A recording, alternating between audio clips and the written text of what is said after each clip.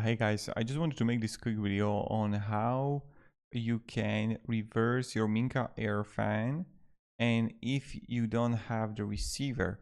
There was a good post on Reddit. I just wanted to share it with you that maybe it's going to work for you. So we want to start with the fan off, then turn it off, on and off 3 times, wait for a faint click up in the fan. Then when you turn it back on, the direction will be reversed. And this is something I found on Reddit, and maybe it's going to help you to reverse if you don't have the receiver. So again, start with the fan off, then turn it on and off 3 times and wait for a faint click up in the fan.